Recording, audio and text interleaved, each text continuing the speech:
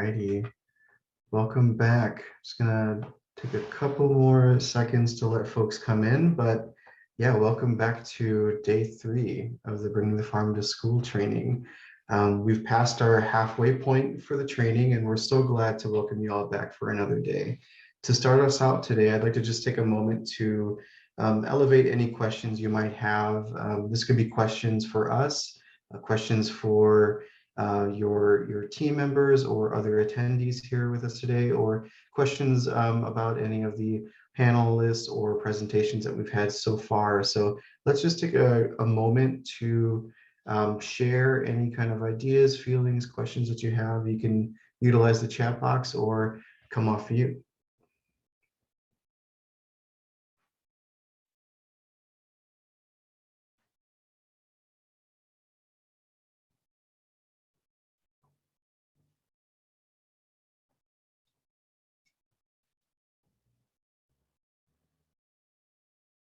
Alrighty. Well, you all seem very eager to get started. So we're going to move on to day 3. We're going to continue our module deep dive into modules 3, 4, and our conclusion.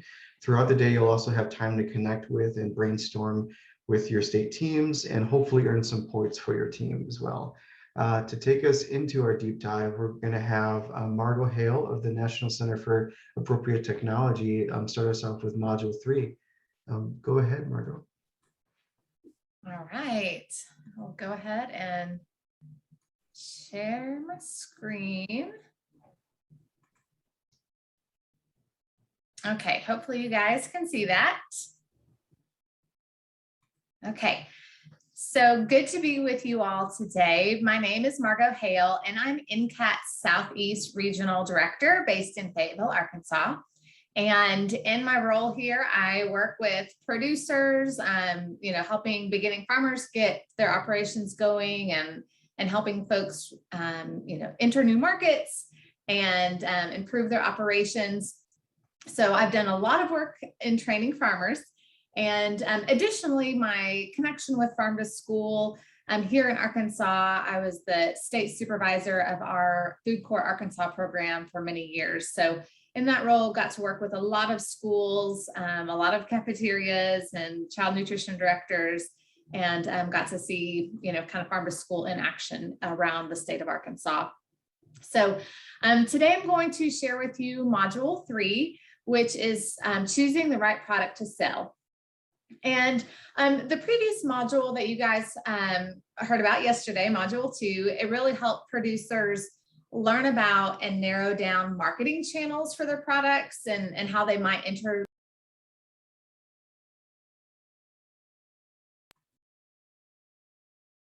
Can you hear me? Sorry, it said I got muted for a second. Yep. Okay. So this module will help producers have a better understanding of how their product fits into the plate and help them determine the type of product that is a good fit with their chosen school market.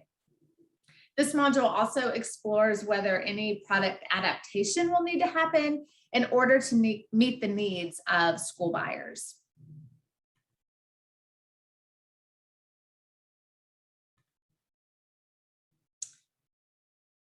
So here are the module 3 materials. You can find this on page 65 of your facilitator guide, and then also page 26 of the producer workbook. And you'll notice a few differences between the outline and the facilitator guide and the producer workbook. As you've seen for the other modules, the facilitator guide includes more details such as training materials and suggested activities.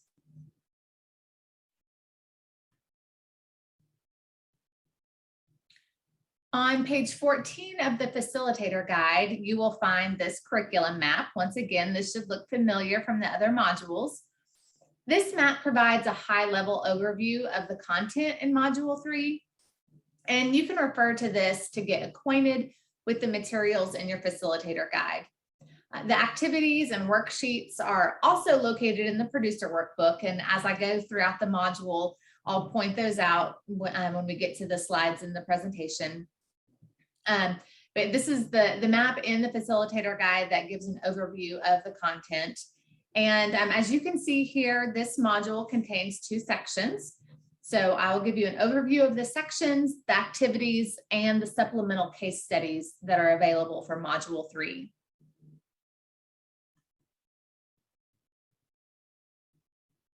So Module 2 discussed how meeting with a school nutrition director can help you identify the types of products and the volume requirements that schools are most likely to purchase. Section A of Module 3 discusses school cooking infrastructure and how school district capacity, the programs they participate in, and the needs of the school will influence what types of products a producer can sell to a district. And then Section B of Module 3 helps producers think about moving their product from field to school.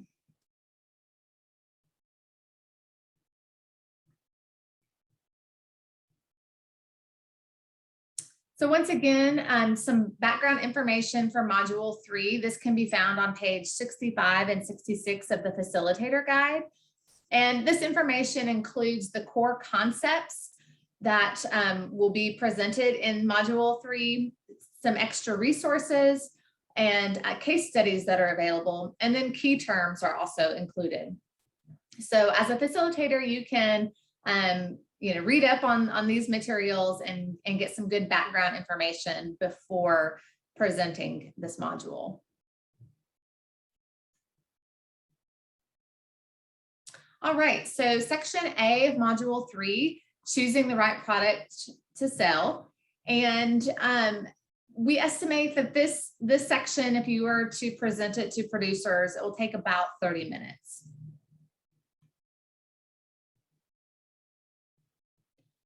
So after you introduce the general topic and flow of Module 3, you'll start discussing how to choose the right product based on the kitchen capacities of the district producers are selling to. So in the last module, it was presented about, starting that relationship with a school, or how to approach a school district and make that relationship and really determine what a school is interested in and what products they might buy. So Module 3 kind of builds on that and it helps producers think about some of the questions that they need to ask a school nutrition director or a school to understand a school's capacity and how that can influence the products that a school is willing to buy. So some producers may already be selling to schools, and so definitely highlight that if you're working with a group of producers and learn from those producers who are already selling to schools. Or some producers, they might have products in mind that they think that they might be able to sell to a school, and so this is a good opportunity to acknowledge that. And really, this is a good time to tie in those concepts that were taught in modules 1 and 2. So really, the first few slides of this module are thinking about the cooking capacity and infrastructure of a school, and how you can communicate with a child nutrition director about their needs, and also how a producer is going to sell into a school, whether that be direct to the school or through a distributor like what was presented yesterday.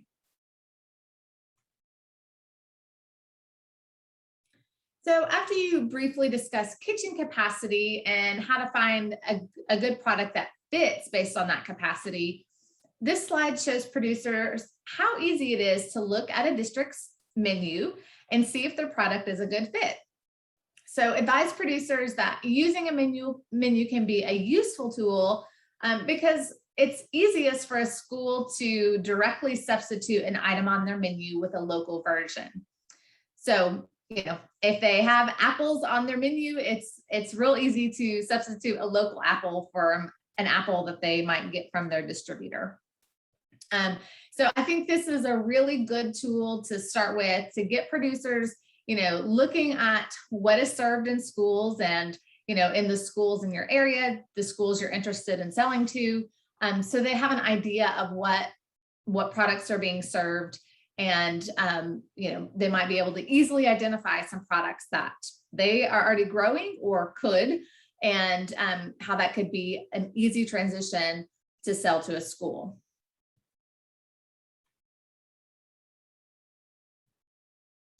The next couple of slides talk about volume requirements. And I would encourage you to, tell producers not to be intimidated by volume requirements. Once again, this is one of those areas that is important to discuss with the child nutrition director to get an idea of volume requirements.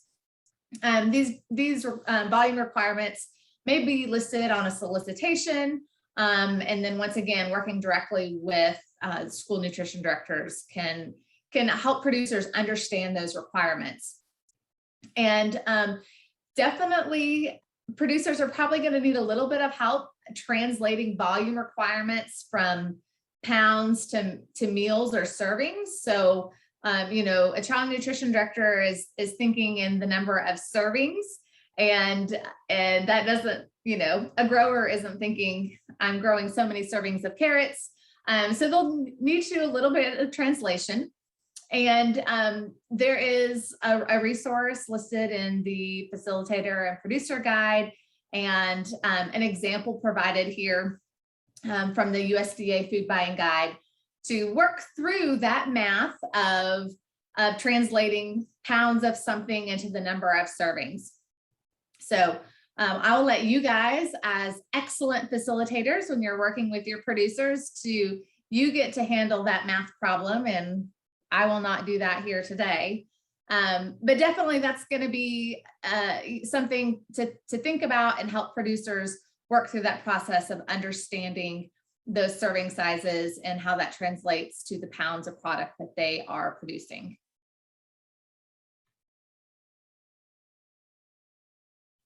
The next few slides go into the different types of kitchens and cooking infrastructure, and explain that dependent on the types of cooking infrastructure that a school has, that's going to influence the types of products that a school will buy, and also the level of processing a school district may need to receive the producer's products.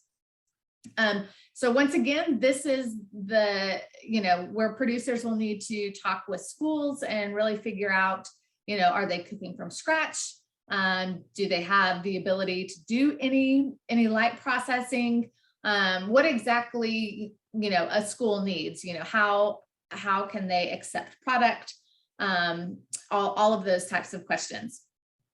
I do want to make a note here that salad bars typically have been a really good opportunity for local producers to get product into schools, because it can be smaller amounts. It doesn't have to necessarily be a consistent supply. It's a way that schools can easily put in a little bit of local product.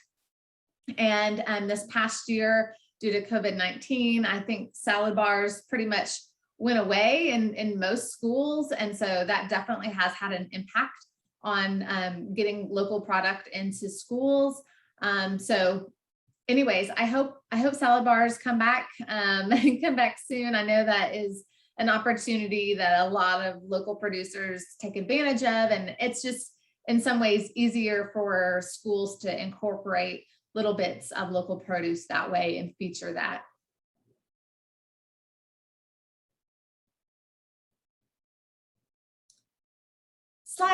In slide 13, it explains how certain crops will require a continuous harvest and others are a good fit for schools because they are, a one-time harvest, one and done. This is very much contingent on a school district's infrastructure and storage capacities.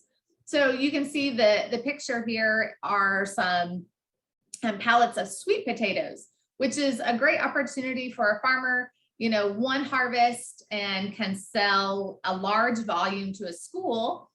And if a school has storage capacity and also the capacity to cut and process and use those sweet potatoes, throughout the fall and winter, and then that can be a great opportunity. But if your school has no place to store several pallets of sweet potatoes, then that might not be an option for a producer. So once again, the opportunities that are there are very much dependent on a school's infrastructure and their capacity for storage and for processing.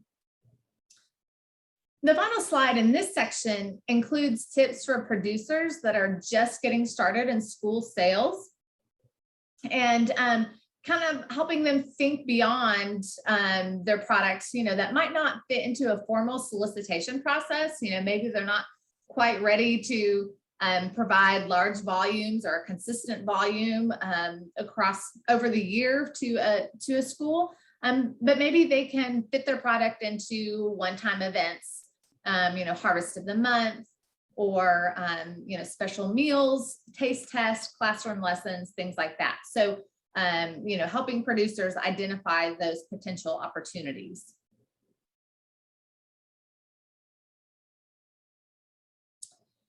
In slide 15, this includes an excerpt from one of our full video case studies that is available.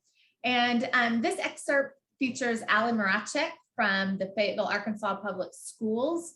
And she provides some tips to producers on approaching and working with a school nutrition director. So I am going to go ahead, I'm going to play this clip for you all so you can get an idea of this case study.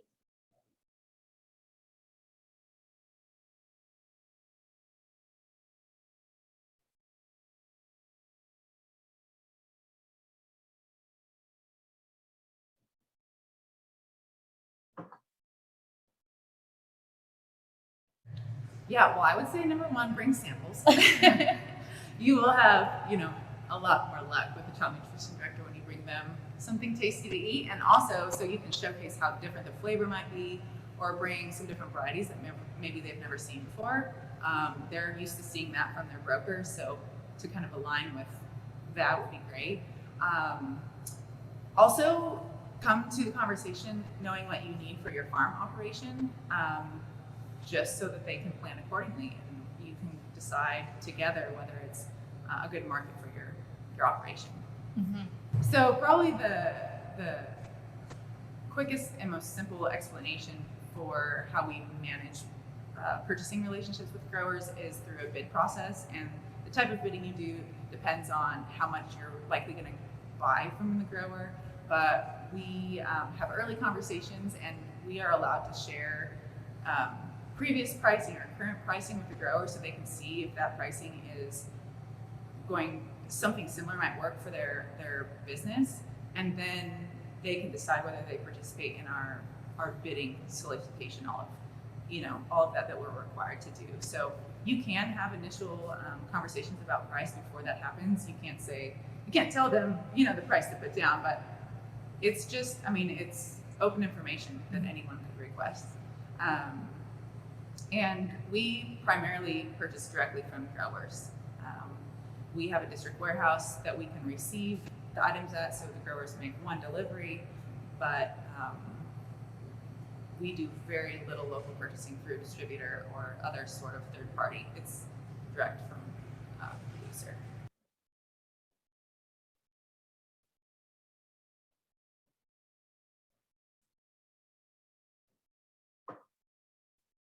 All right, let me share back my presentation. So that is a short excerpt of one of our case studies. There is a more complete case study and also a written case study of that as well.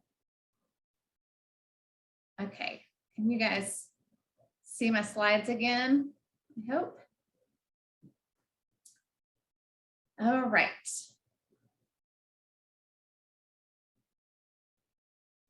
Okay, so the activity in this section is for producers to spend some time thinking about looking at a menu, like I showed earlier, and there are menus in the producer workbook, or it would be great if you could bring a menu from your state or region, a local menu, so that it is specific to your region.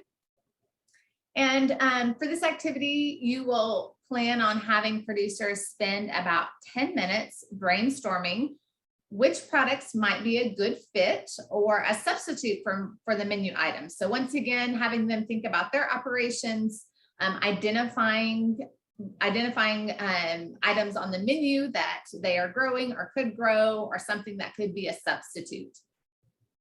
And so that's one activity. I think it's a really good first step for growers to, once again, look at a menu, understand the types of products that schools and in their region are using, and how they can plug into that. And I just want to note there is a place in the producer workbook on page 27 for this activity where they can, jot down their brainstorming ideas. Section B of this module focuses on how producers can alter their products if needed to meet school cooking or processing limitations, or just to meet the needs that a school might have. So trainers will help producers understand the different types of processing, from a raw product, for example, raw carrots, to light processing, such as carrot coins, to a high value added product, such as parboiled, dried or frozen product. So different types of processing will be discussed in this section. Another important point we want trainers to make in this section is that it can be expensive to add processing infrastructure to a farm. So it might be a better option to connect with regional processing centers or other buyers that might do the processing for a grower. So for producers that are interested in investing in infrastructure, there is a section on financing and funding for farmers. And for anyone who has worked with producers, you know that the funding and financing question always comes up. So we do have some resources for that. And then finally, the last section gets producers to start thinking about considering the cost of getting their farm product to the buyer. And module 4 will go into this more in depth, but we kind of start that idea here in module 3. So in this section, you'll start off by reminding producers that school capacity will dictate the types of products and the level of processing required. Unfortunately, there's no one size fits all. All schools seem to be different. And so it really is dependent on the specific school that you're working with. Here's a good time to ask producers, to think about the capacity discussion that happened in section A of this module and how that might affect processing. Slides 19 through 20 discuss light processing, mainly of fruits and vegetables, and what that level of processing means exactly. And through that initial meeting with child nutrition directors, producers can ask about the processing capacity and cooking infrastructure at schools. So once again, just the importance of having that relationship and starting that conversation to really understand, what a school is capable of and how that might influence the types of products that can be purchased. I know some schools, their nutrition department, they can incorporate and do a lot of processing themselves, and others don't have that capacity.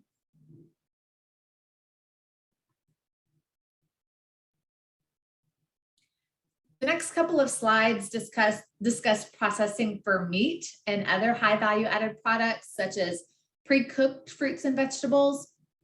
And these products require extensive infrastructure and probably are best left to a processing kitchen or a meat processor. So if you're working with meat producers who are interested in selling their products into schools, this is an important time to talk about the capacity of the processors they're working with, and if they have any further processing capabilities, and also, once again, knowing the needs of the schools And, for example, if they're interested in purchasing preformed patties, or, do they just want straight ground beef? So all important questions to ask ahead of time, or at least, have an idea of those constraints and the types of questions you do need to ask, and, determine capacities of a processor. As trainers, it will be really helpful to be familiar with state or regional examples of value-added processing and financing. So, if there are processing facilities that producers can use, or, aggregators who do some sort of processing, that's important to know, to have an understanding of what opportunities are available. And like I mentioned, producers will definitely have questions about financing, and they likely will have many questions about processing rules and regulations. And once again, this is a state by state, and sometimes even local regulations for what types of processing and levels of processing can happen on a farm. What requirements are in place for doing some of that light processing. And then also, with meat processing, there are definitely regulations as well. So once again, be familiar with those regulations, or know where you can go to get that information.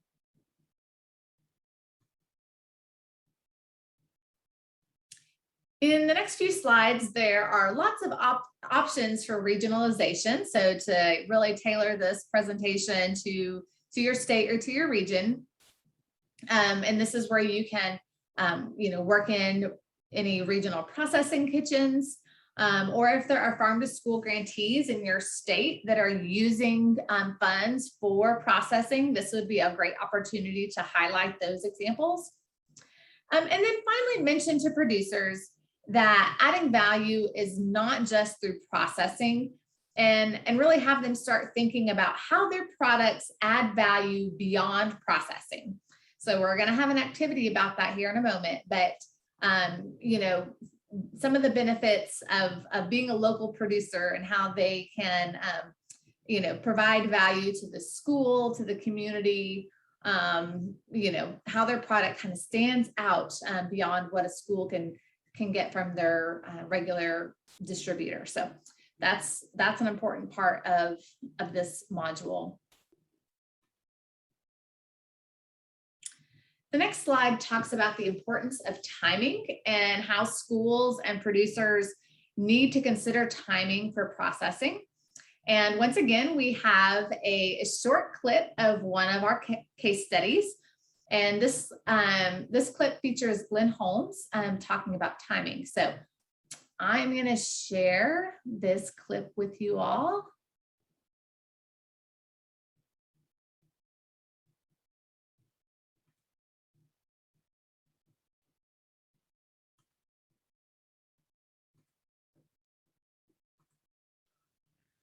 Another advantage, sometimes a disadvantage that small farmers have, is that most of their products they produce, a lot of times they produce when school not in, or else the enrollment, as with summer schools, is very low. Networking is critical, and being able to talk to the food director and looking at and talk with them about buying what we call freshly frozen items. And if she can do it, locate you a local commercial freezer if possible, and try to develop a way to communicate between that commercial food freezer operation, and the school. That way she know it is a certified facility that can hold frozen food. And that may be a way for you to be able to get more variety of product into that school system.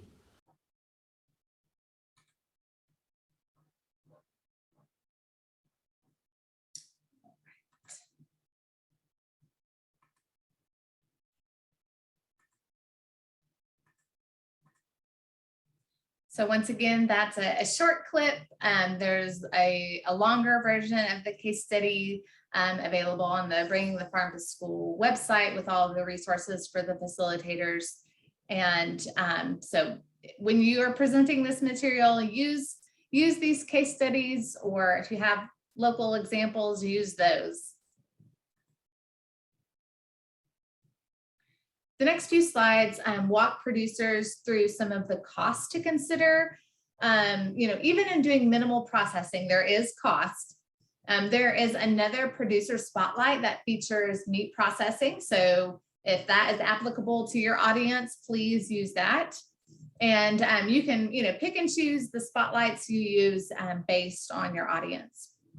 And finally, slide 30 of module 3 features a list of potential grant and low interest loan funds that are available for investing in infrastructure and processing capacity on a producer's farm. So that information is there in the module, and it's also available in the producer's workbook in the Digging Deeper section. So there are more producer spotlight videos that you can feature. You can show all of them if you want, or just pick and play the ones that fit with your audience.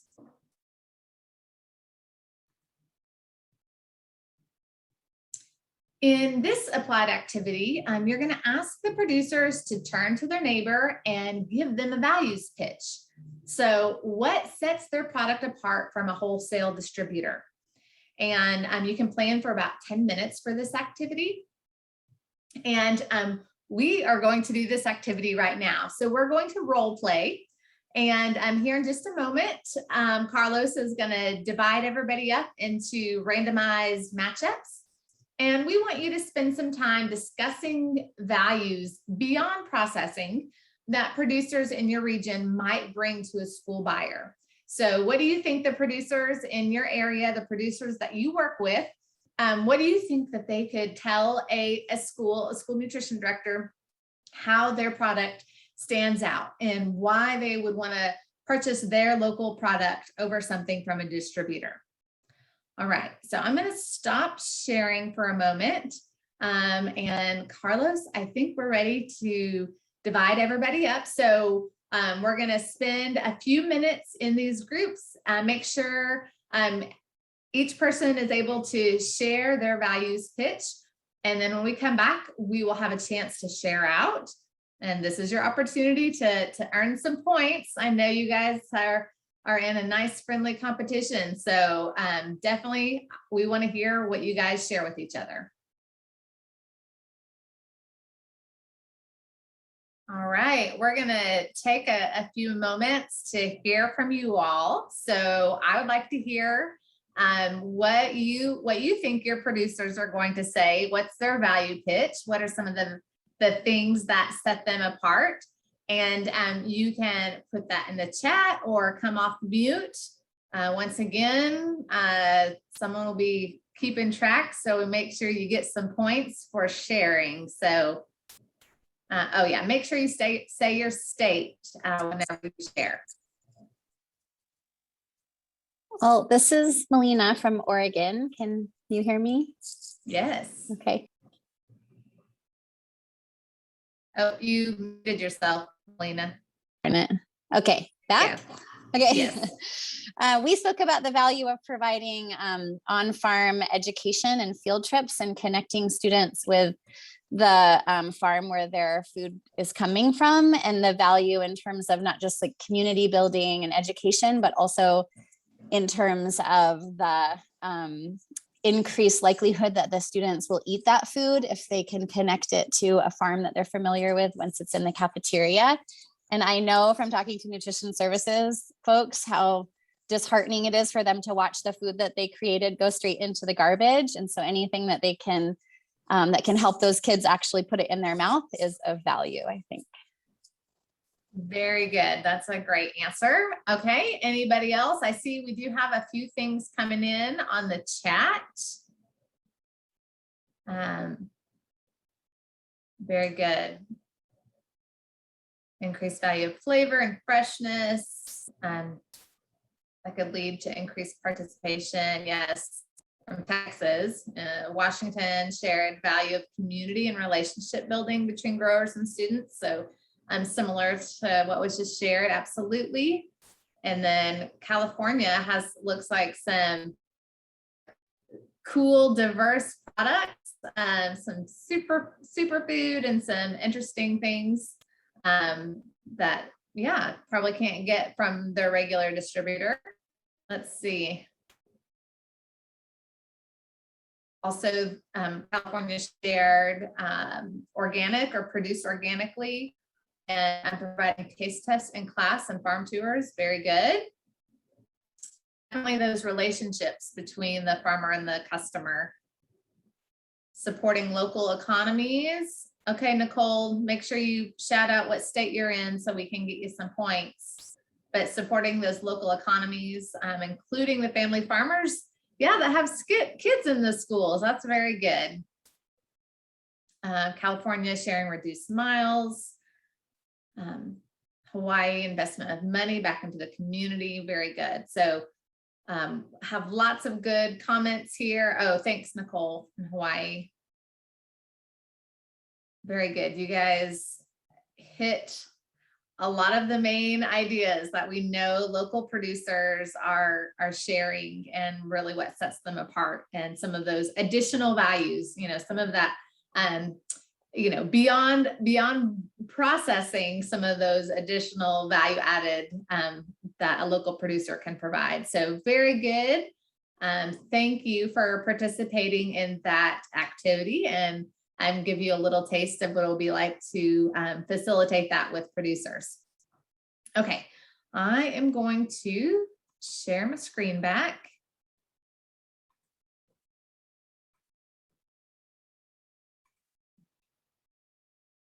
All right.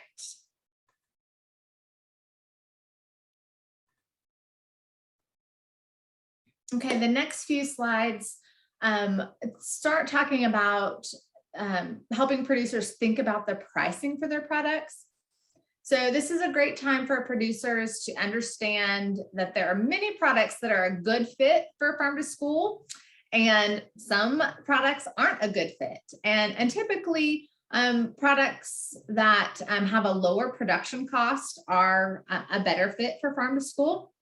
So kind of helping them start thinking about that. Once again, there's a deeper dive into this into module 4, but get them thinking about the products that could be a good fit to incorporate into the school menu. The final activity in module 3 is modeled after the Washington Department of Ag's product planning chart. And you'll find this on page 32 of the producer workbook. And this worksheet prompts producers to think about the process of moving their product to the school. So, identifying the needs of the buyer and what product that they have might fit those needs. And then if there's any further processing that needs to happen, and kind of the steps that the product has to take to get into the school. So this is this kind of product development chart that you can help producers walk through and really, kind of start putting their plan into action. Once again, the case studies, there's a few that are in the slide deck. There's longer versions of those, and there are additional case studies on the Bringing the Farm to School webpage that you can use. So definitely look through the case studies of farmers selling through different channels, and share the case studies that are relevant to your audience. And then finally, the action planning check-in is for trainers to review and ask producers to reflect on these essential questions. And for module 3, the check-in questions are found on page 55 of the Facilitator guide.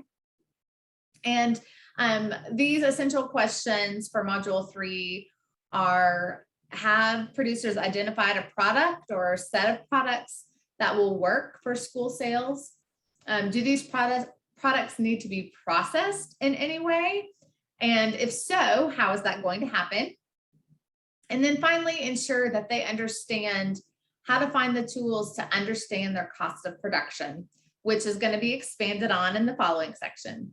So after that reflection, be sure to leave some time for producers to determine their short-term goals to meet those gaps.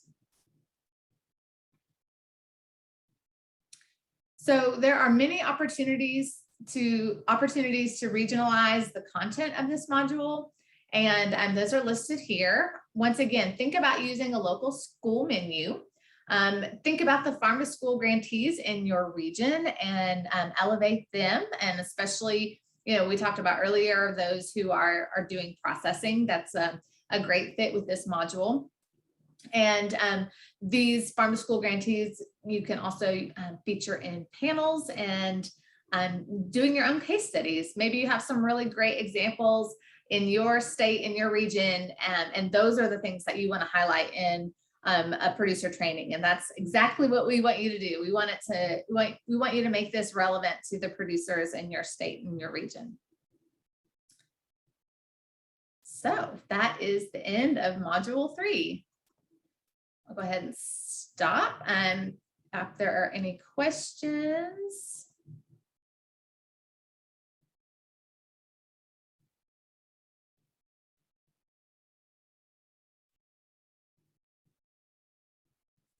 All right, well, I'll be around through the rest of today's session. So if you have any questions, feel free to send me a message in the chat, and I'll turn it back over to you, Tomas.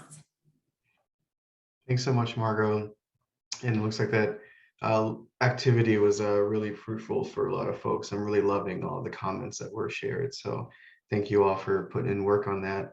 At this point, we're going to shift into our breakout sessions for the day, the first one of the day. Seems as if we have about 30 minutes for those. So let's take the next 30 minutes to meet with our breakout groups, and we'll reconvene. We'll take a quick break, and then we'll go into module 4. All right, so we'll be getting an invitation to join the breakout group in a moment. I had a question come in to me, and I wanted to address it to the group real fast. Someone asked about suggestions on finding small-scale regional food processors, which is a great question, and I wish I had an easy answer for you. A few things I will note, some examples that I know of. Some universities have commercial kitchens and processing facilities that they let farmers and small businesses utilize. So check into that. I know an example in Arkansas, Arkansas Cooperative Extension has a program where they have been getting county fairgrounds, their kitchens to be certified to be used for processing. And so that those are accessible to farmers. So maybe check with Extension or check with programs like that. I think definitely Cooperative Extension, your state departments of agriculture are good places to ask. And another thing I will note is in CAT, we are here to provide technical assistance on questions just like this. And so I know this question came in from California. We have colleagues in California who are more familiar with the, regional processing and facilities and programs available for producers. And so I will check with them and see what options they know of in California. And once again, for your other states as well, if you have questions like that, please send them to us at NCAT, and we will do our best to get you the answers and information you need. All right.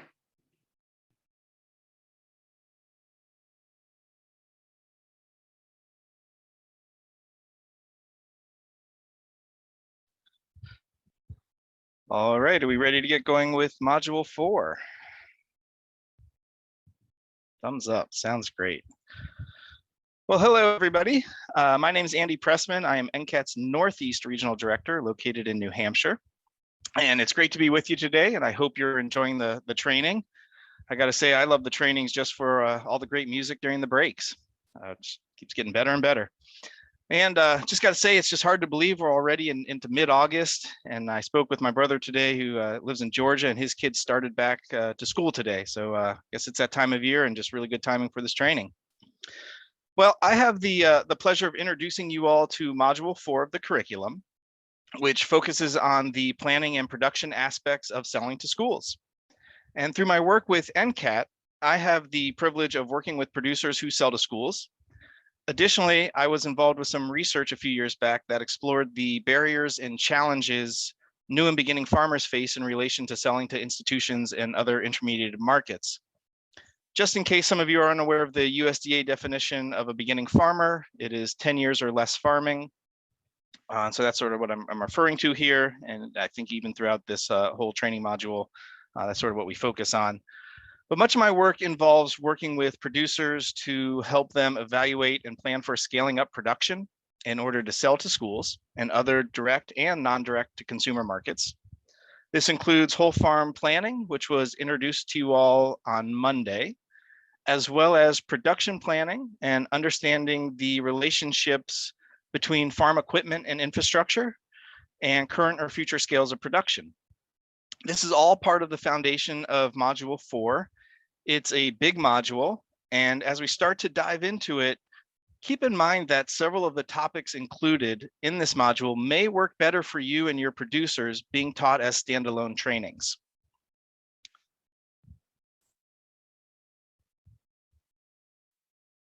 So as we get started, Module 4 contains the business and production planning portion of this training. You can see the facilitator facing resources for Module 4 starting on page 79 of your facilitator guide, and the producer version on page 33 of the producer workbook. Module 4 focuses on whole farm business planning, considerations for scaling up for school markets, crop and livestock planning and production, and food safety considerations and regulations. There are a lot of tools and resources identified in this module to help producers evaluate school markets and whether or not schools are a good fit for their farms. With this in mind, it is important to consider your producer training team. If your team is strong on the procurement side, but perhaps not as experienced on training producers on the principles of business and financial management, you may need to pull in someone who is skilled at teaching these topic areas. Same goes for food safety.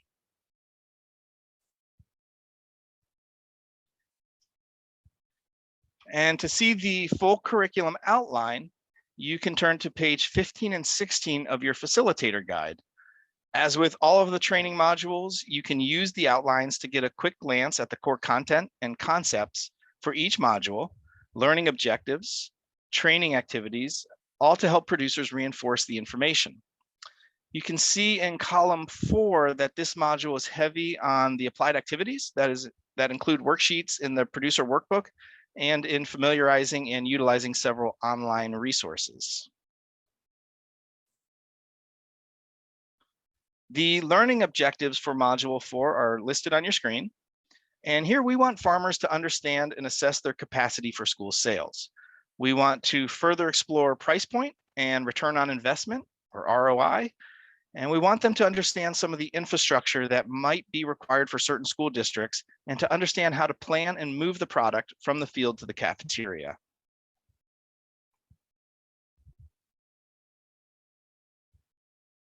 Now, if you turn back to page 80 in your facilitator guide, you will see the list of core concepts included in this module, which are also listed here on the screen. The core concepts align with the producer learning objectives and include business, financial, and production planning, as well as food safety, all through the filter of school sales. There are a lot of resources on production planning and enterprise analysis, so we encourage you to take a look at these and perhaps find state-specific resources if available. The resources that we have included are embedded links in Appendix A and here on page 80 of the facilitator guide.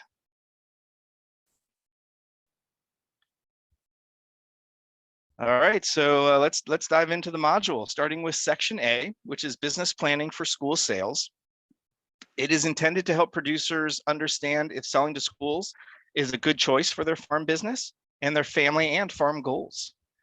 It reviews the whole farm planning process of selling to schools that was presented on in the introduction on Monday, to which we want to encourage producers to work within enterprises and markets that support their desired quality of life and holistic goals. Selling to school markets require producers to be proactive in their planning and to understand their cost of production. If things don't look profitable on paper in the planning process, then there's a good chance that it won't be if and when it is implemented. And as a reminder, we will be reviewing a few tools to assist producers in this decision-making process throughout this module. So starting off on page 82 of the Facilitator guide, it shows slide 5, which is just a review and another prompt for producers to review the factors that affect how a product fits into a school menu and to gauge if their goals still align with this based on what they've learned so far. This includes things like evaluating price points, different marketing channels, and whether or not school markets work well for a producer's personality, their interests, or perhaps business mission, and their current or future systems of production.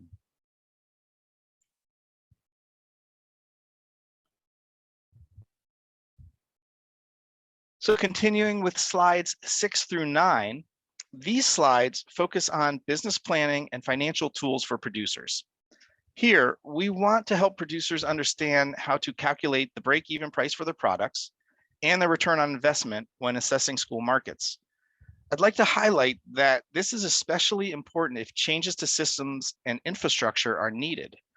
There are numerous models and software programs available for producers to help them with business and financial planning and record keeping, many of which we have identified in the workbooks and online. And many producers should already have an idea, but this will give them an opportunity to develop a clear understanding of production costs, their break-even price point, and a time frame for the return on investment when selling to schools. This information can also be used in creating a cash flow statement, which is really critical for farms to align their monthly expenses and gross sales with the school year or a school's payment terms. These slides and the corresponding producer workbook on page 35 again include a series of resources to help make these calculations.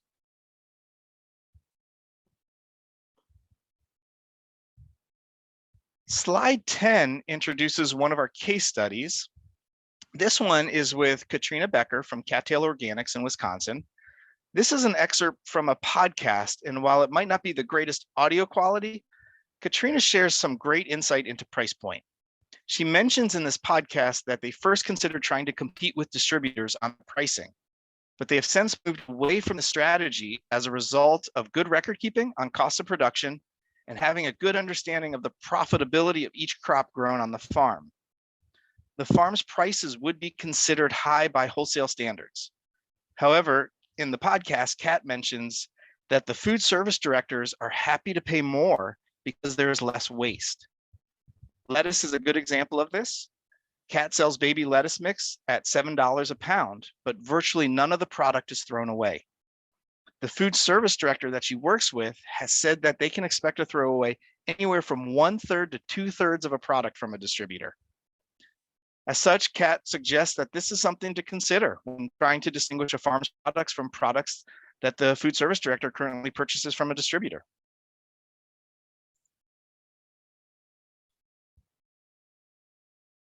Next up is an applied activity that should take around 15 minutes.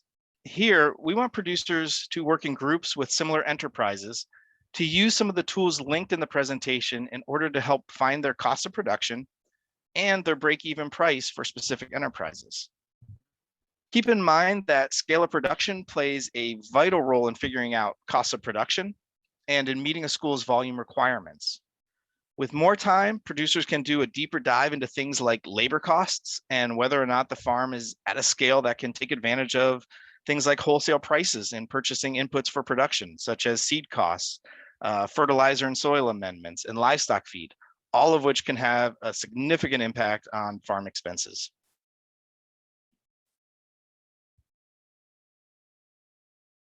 So this is how the worksheet looks in the producer workbook on page 36. As I just mentioned, we're diving into things like fixed and variable costs.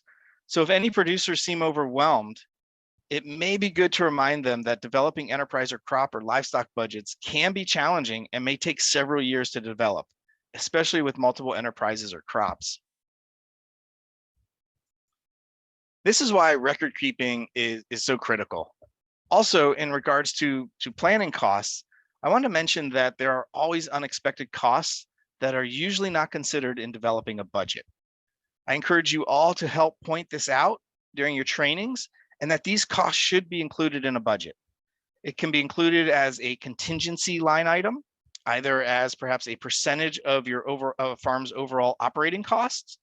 And generally speaking, we see about 20% as a commonly used, and that seems to fit nice within what farmers are actually paying yearly that is just not expected within their operating budgets.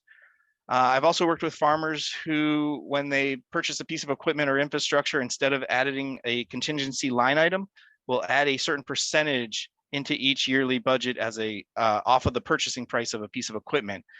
For example, if a farmer is looking to buy a greenhouse for $20,000, they may add in 20% to the operating budget just to cover yearly operating expenses and maintenance, so about $2,000 a year. All right, so that completes section A of the module. And as we move on to the next sections, keep in mind that these sections could be used for separate trainings and to really do a deep dive into these topics depending on the audience. So starting off is section B, which focuses on scaling up production for school markets.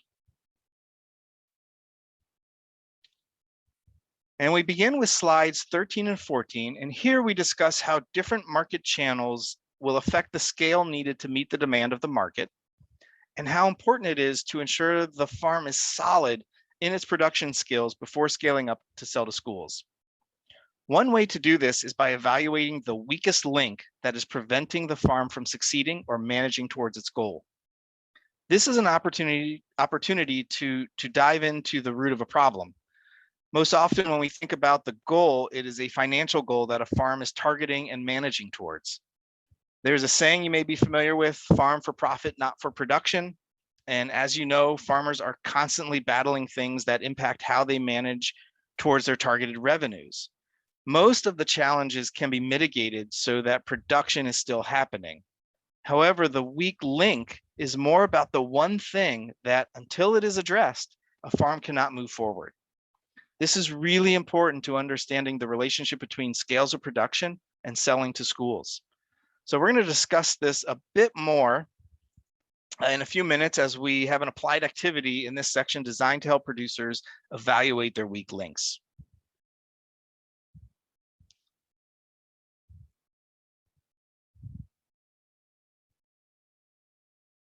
All right, let's see.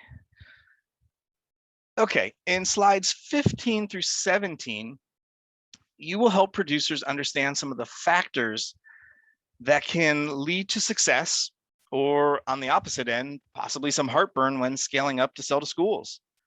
Certainly, labor is an important consideration and one of the biggest expenses for a farm business. So you may want to spend a little extra time on this and perhaps consider adding in an extra slide and some discussion around your state labor laws. I'd also like to add that as educators and technical service providers, we like to stress that a farm or any business should be profitable where they are currently at before considering scaling up. However, in my experience in working with farms, I find that most farmers scale up in order to manage towards profitability. So unfortunately, most don't survive, but for those that do, they tend to have an understanding of their goals, and they have some type of business plan that not only details the financials of the business, but it is designed to work as a filter for making business decisions, especially when considering scaling up. Also note on slide 16, the one that is titled Scaling Up, that there are 4 components listed for scaling up that define it, not just in terms of increased acreage, which is most often associated with scaling up, but perhaps an increase in herd size, or number of farm enterprises, or number of markets. And I want to point out that there's also one not listed, and that is just being more efficient and better within a farm's current systems. That will in turn increase yields and increase profitability. But this may not just be production related. It could be just doing a better job at record keeping, at payroll, or setting up appropriate channels for communications within farm workers.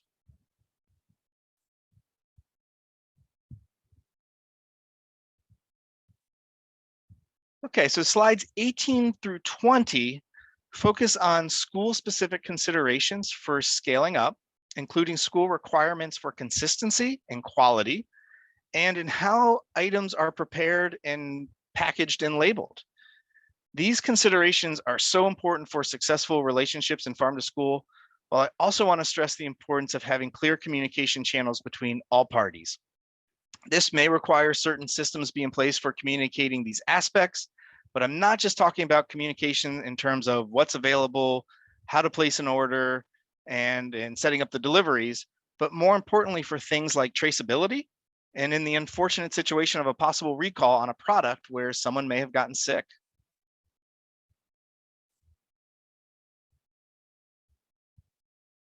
And in slides 21 through 22, they focus on the risk of scaling up, including managing federal food safety requirements if the farmers move beyond the allowed exemptions and in meeting school liability insurance requirements.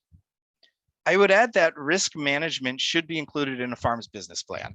This is a proactive approach versus being reactive when certain issues arise. Other components that should be considered under risk management in a business plan include dealing with climate change and the impacts it may have on yields, including bumper crops and not just crop losses, as well as what happens to the farm in case that it doesn't survive. The latter is directly related to the type of business the farm is structured under, such as a sole proprietorship or LLC, or perhaps even a C or S corporation.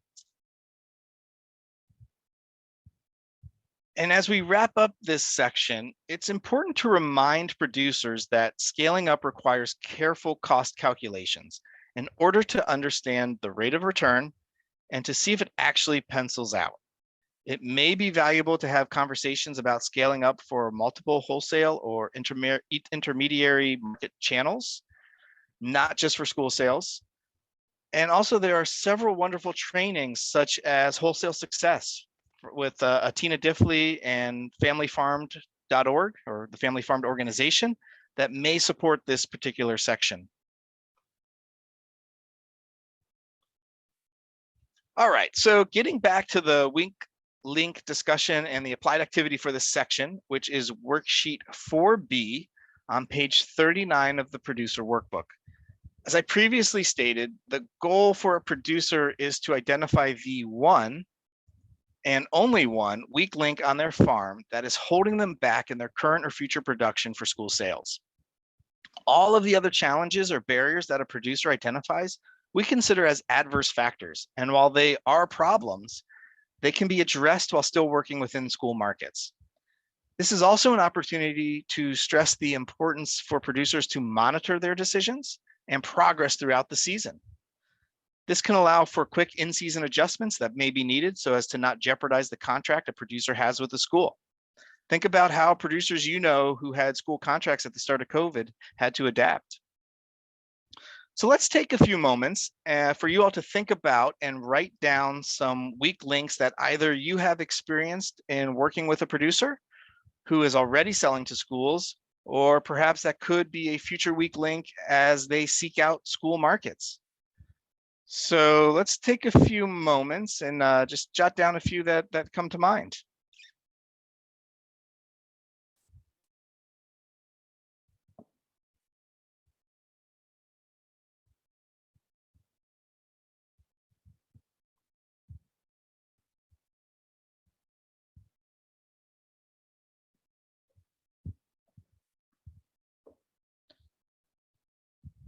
All right, I see Rashid putting some in the chat, and I understand you all are in a point system game for the training. So maybe, Tammy, I'll let you to decide, but folks maybe want to unmute and talk about what they've come up with. Maybe they get a point or not, but I do see quite a bit coming into the chat, but feel free to unmute yourselves as well. Yeah, hey everybody, Rashid here. This is from a recent experience I had working with an apricot farmer who had his only form of transportation for moving his apricots was a trailer on a pickup truck, no refrigeration, and we were doing multiple orders that happened to all happen on the same day. I think he had to do 3 or 4 different stops on the same day. So it's you can imagine that by the time he got to the third one, even as early as he started, some of those apricots were, pretty ripe by then. So the storage on those was not ideal.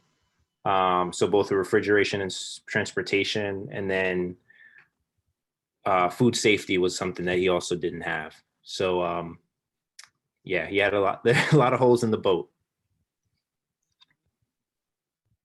All right, thank you, Rashid. Anyone else want to unmute and share their weak link? This is Charlene from Hawaii. And my experience is that sometimes it's difficult to get consistent grading of the products that are being delivered to schools. And so that can be a challenge when the school receives the product and then everything's inconsistent in terms of quality and size to meet the USDA regulations. Absolutely. Thank you, Charlene. Anyone else? I'm from California. Sometimes it's kind of difficult to be able to, for the farmers to plan if we don't know the projections from the buyer, like this, the different school districts. And so it provides kind of like a weak spot in that system. Absolutely. It's hard to know what to produce if you don't have that information. Any others? This is Carrie from California. I think expanding too quickly. I work with food processors as well, and we've seen some of those who want, who are very small, want to jump in to the deep end of the pool and distribute statewide or even nationwide, and just not really be prepared for it. And then we've seen some of them kind of, lose some of their contracts and fall by the wayside because rather than taking a measured approach, they tried to take it all on at once, and they just didn't have their own infrastructure to do so. And a lot of the things you talked about, having all those components to make sure that they're ready for the business that they are looking to do. Absolutely. It's very easy in a short amount of time to get excited and have a good initial start off into farming and do well at marketing. But there's definitely that sort of rude awakening. We see that, they try and scale up too quickly and are just not prepared. Anyone else?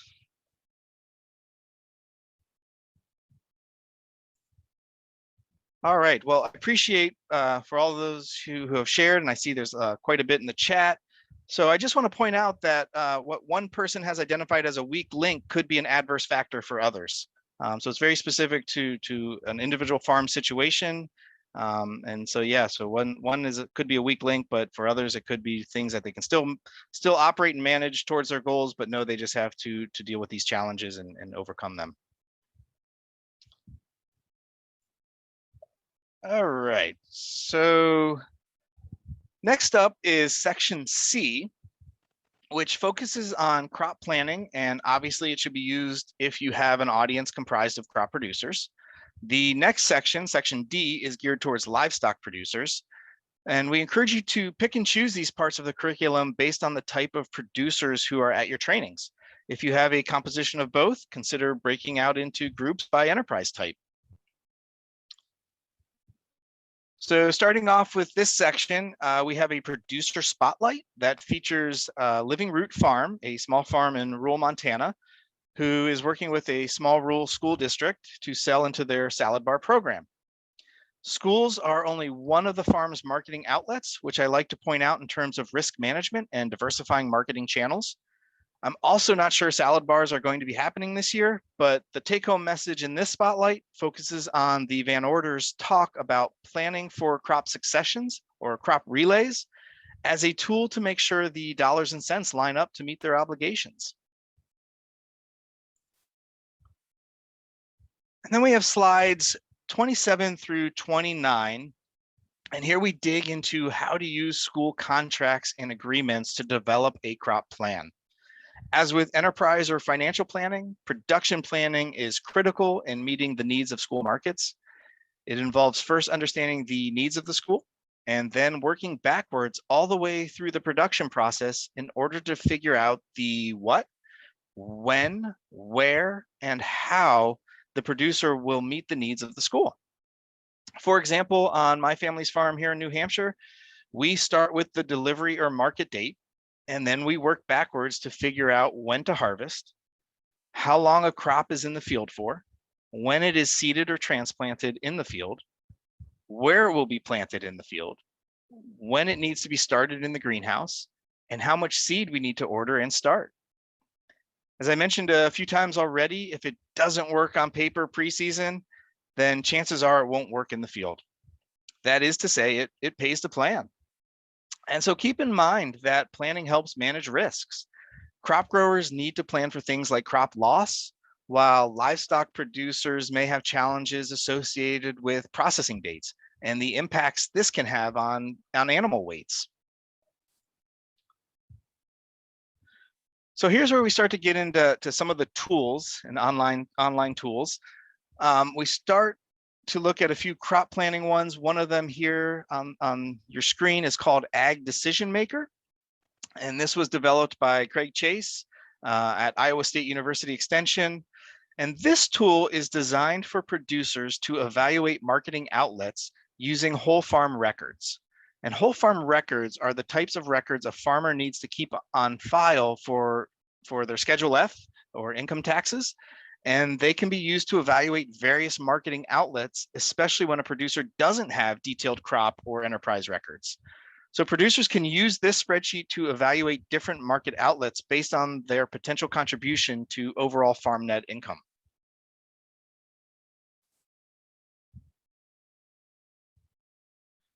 All right, and the next tool I'd like to showcase is from Johnny's Selected Seeds from their website. Johnny's is up in Maine, and they have a grower's library that is filled with several great resources for crop planning. And this is all under a tab called Planning Tools and Calculators. And Tammy's going to bring up the calculator so you can see it. But they include calculators for things like seed starting and transplanting dates, succession planting and harvest dates. And so just keep in mind that harvest dates are the starting point for crop planning and then working backwards to planting and seed starting. Here's Tammy's on the Johnny's website under Planning Tools and Calculators. Oh, Grower's Library.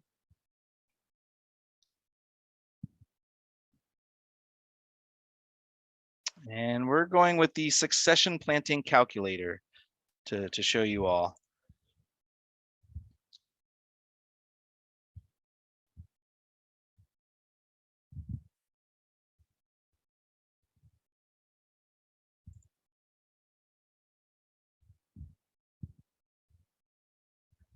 I'm not sure, Tammy, if it's going to open up.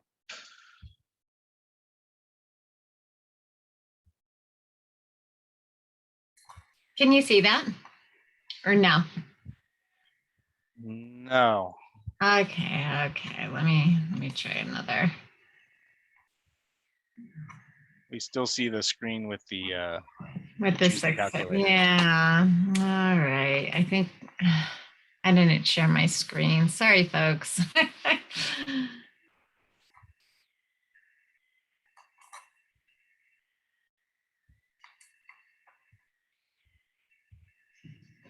There we go. Okay. All right. Thanks, Tammy. Uh-huh. So here we're showing the succession planning calculator. And we chose this one to showcase because succession planning, or having a consistent supply, as we just actually heard in the conversation about weak links, is so critical for selling to schools. And there are sort of two general ways to achieve this. One is through staggering the planting dates of the same variety, or by planting different varieties of the same crop that have different dates to maturity.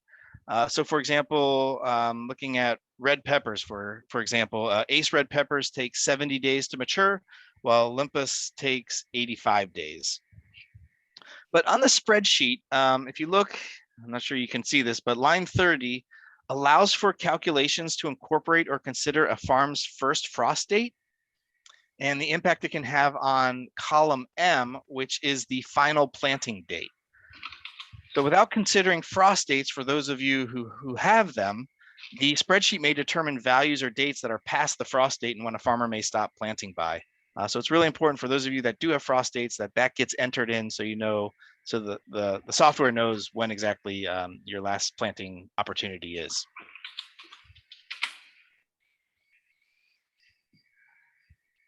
All right, so we're going to go back here to the module.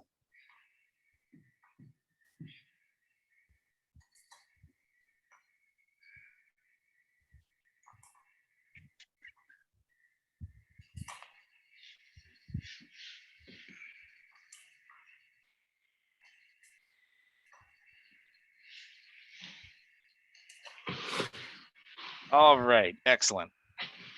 So section C concludes with an applied activity on crop planning. It starts with a bid sheet exercise that is then to be used to complete a crop plan for one crop. It gives an example of using carrots that starts with the production goal, which would be based off of the quantity a school needs for the product, and then shows the process of working backwards to figure out how much to plant and how much space is required in a farmer's field.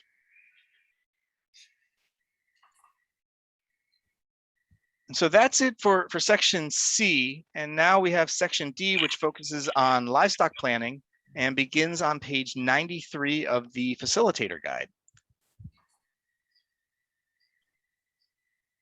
And this section starts with a short applied activity where livestock producers evaluate how their products fit onto the school plate. This activity is simply to gauge the room and to hear from producers about their experiences and what products work best for school sales. So diving into this section, here livestock producers will focus on school menus and in determining portion sizes for their protein products, with the key concepts focusing on versatility and costs. And as Margot discussed previously in Module 3, a school's capacity and needs will dictate how much and in what form the livestock product will take.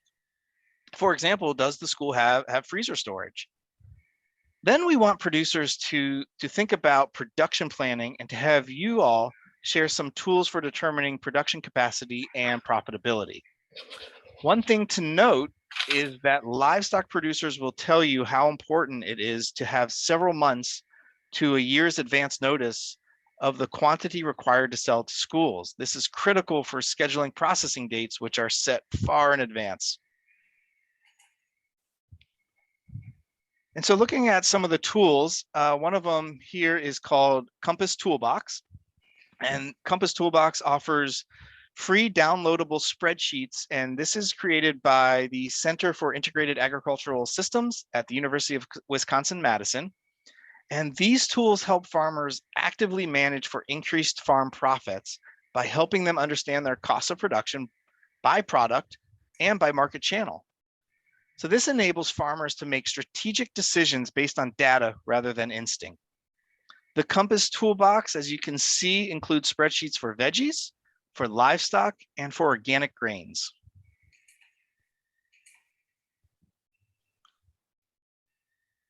And the final slide in this section touches on egg production. This is a topic you may want to expand on, depending upon the interests of the producer audience. This is a great opportunity to consider using examples of local eggs in schools that you can elevate from your state. And many schools use liquid eggs or outside processor manufactured egg products. So the transition to buying local eggs can be challenging. From a producer aspect, adding eggs to an existing farm may not be too hard to implement, and it can provide an additional profit stream, assuming a producer can get their expenses low enough to meet the school's price point.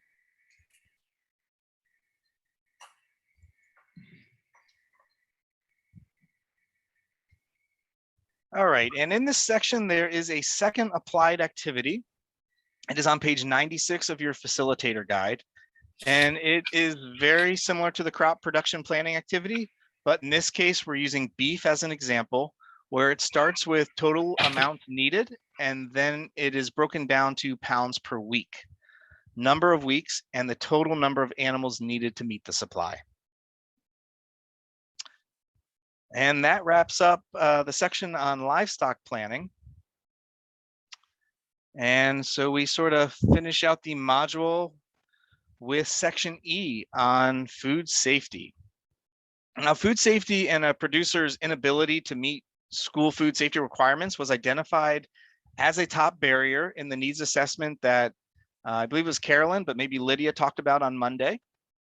And so we want to start this section off with a forthcoming myth-busting video and written case study to help illustrate that schools have an obligation to only follow state and federal standards. There's often confusion around the different types of food safety standards and certifications on the part of producers and buyers. And so in this section, we focus on the obvious differences between produce safety and meat processing safety. For example, we talk about FSMA and GAPS and how they're related to produce safety, while HACCP is related to meat and significant food processing. All right, so the food safety section kicks off with a little myth busting video from our friend Erica Rincon at Common Ground Farm in New York. And here Erica talks about how the farm works with the school district in their county to come to an understanding on food safety standards. So Tammy is going to bring up here what Erica has to say about food safety.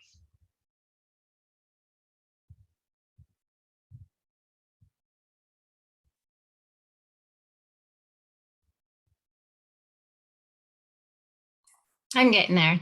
Sorry, folks.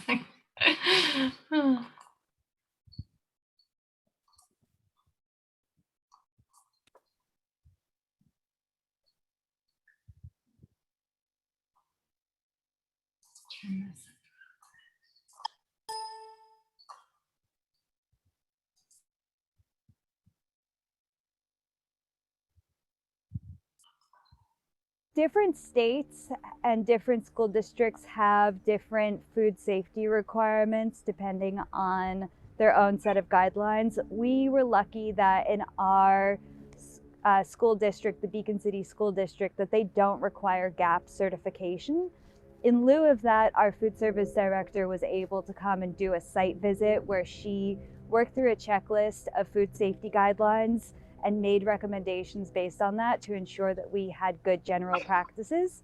Some of the things that she asked was that we exclude animals from our field, which we do with our metal deer fence, and also from our pack shed that has a roof over it. She also asked that we use an organic disinfectant in our wash water and that we stop using wet burlap to cover our crops in the walk-in cooler. So we switched to plastic.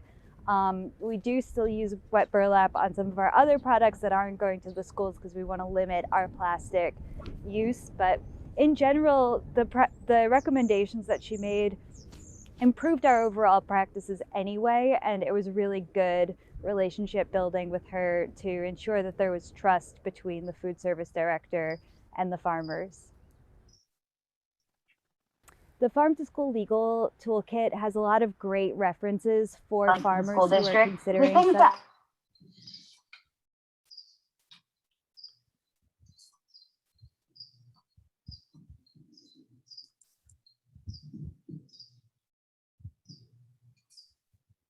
All right, so that's the video we've included with Erica Rincon regarding myth busting and food safety requirements. Thank you, Tammy.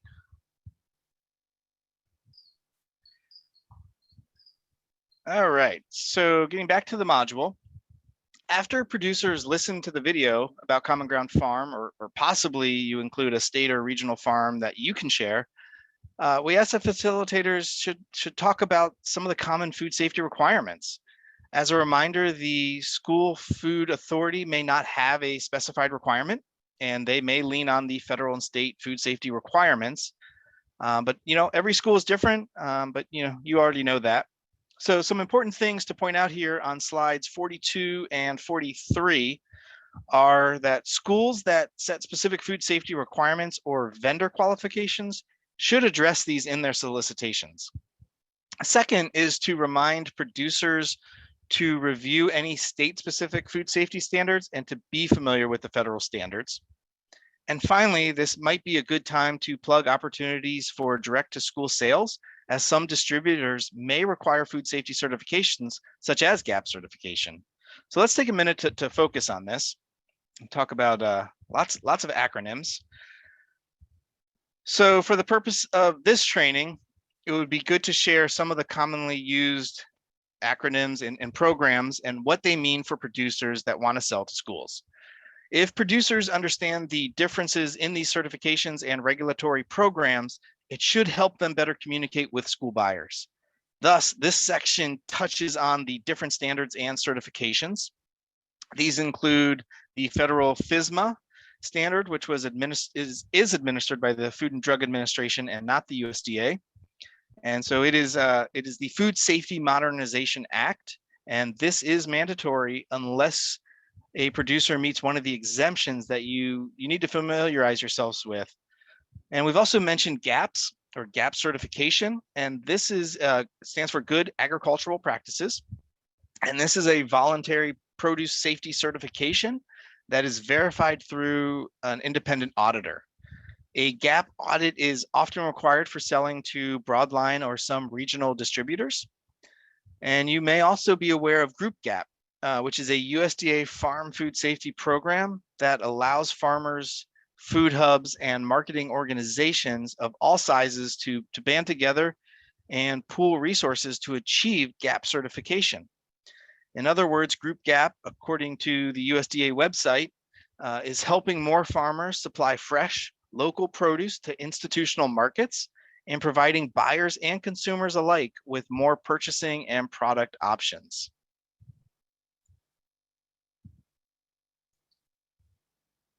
Okay, so we also suggest mentioning HACCP, which stands for Hazard Analysis and Critical Control Point, which is a procedural system for food processors, including meat, to follow to ensure procedures are in place to avoid people getting sick. There are certifications and training for HACCP, and most folks that are outlining a HACCP plan are required to be federally or state inspected, and having HACCP plans, helps prevent violations.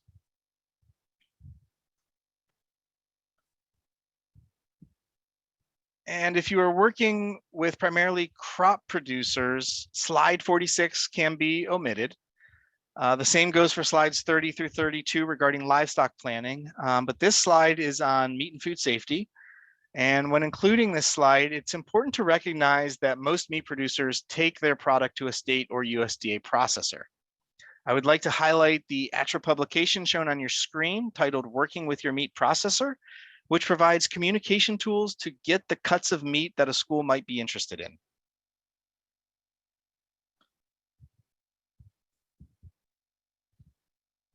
All right, so we understand how in-depth food safety trainings can be. So I would suggest that you refer producers to the amazing resources that most states have to get familiar with state-based resources. Many of you have extension offices on your team and Produce Safety Alliance certified trainers, which is excellent.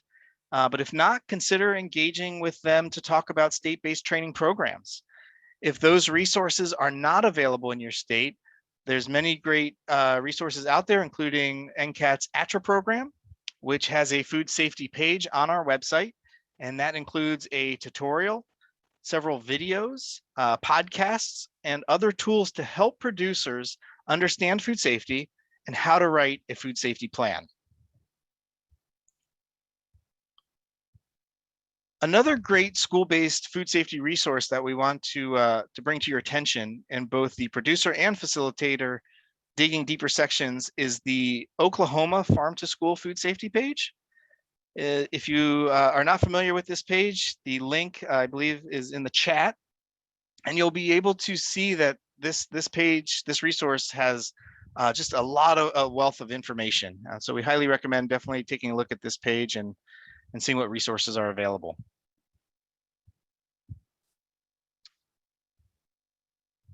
And the applied activity related to this section is a risk assessment on page 100 of your facilitator guide. The assessment questions pretty much frame the outline of a food safety plan. And you may suggest that producers share the mitigation strategy outlined in this assessment with school buyers. One thing to note is that this is an online fillable PDF, and so it can be printed off to show school buyers their food safety risk mitigation strategy. This is mainly for crop producers, as livestock producers typically work with their meat processor to ensure food safety protocols are met. And just as a reminder, as I mentioned a few slides ago, the ATRA publication, Working with Your Meat Processor, is a great tool to refer your protein producers to.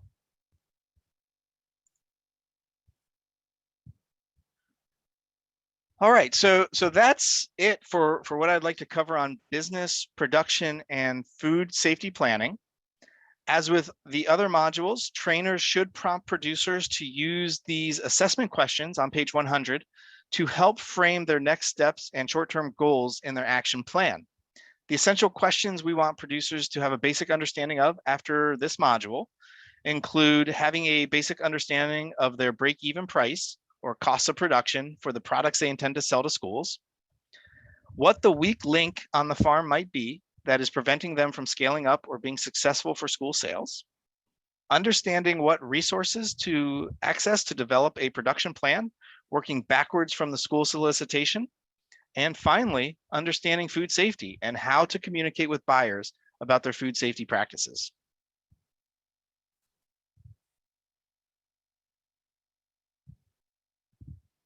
And so here's just a quick glimpse of the case studies that we feature for this module and who speak well to meeting a price point that works with schools and some of the decision-making processes that farmers went through for scaling up for school sales.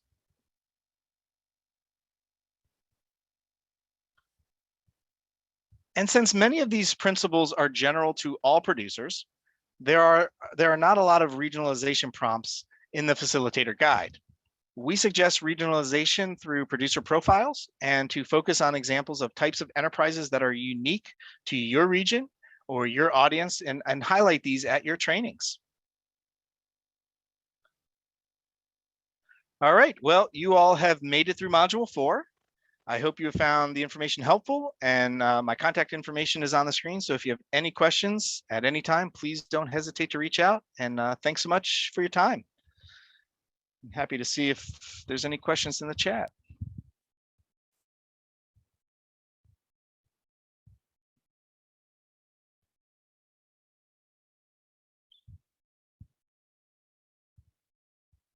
All right, well, there's lots of links in the chat, and appreciate you all being here. Thanks so much. This is Maya. I just have one quick question for you, Andy. I feel like one of the common things that I hear with producers around like their weakest link is time and just how little time they have in navigating efficiency and hiring employees. So I'm just wondering if you have any resources or thoughts on, working with producers who might even have like off-farm jobs potentially, that like time really is is the limited resource. How do you navigate those conversations, and do you have any resources to share on that front? I do have resources. I'm not sure how best to share them with the entire group, but we can figure that out. But that's a great point, and I think you're exactly right that time is sort of the big weak link, and I would suggest as much as you can be proactive instead of reacting to situations is really really important and critical, as well as doing things right the first time, and so not having to duplicate things. I can't remember the title, and I know it's on the bookshelf behind me. Maybe Tammy, you remember, but there's a new book out on whole farm planning that has great information on time management. And it looks like Tammy's grabbing it. Whole farm management.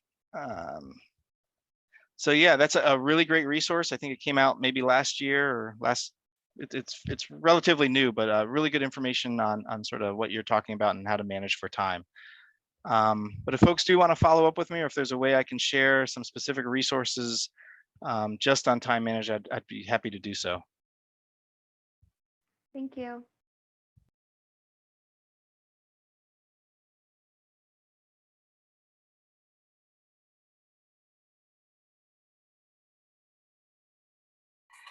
Jenny Lee beat me to she put the link to the book in the chat. Thanks, Jenny Lee.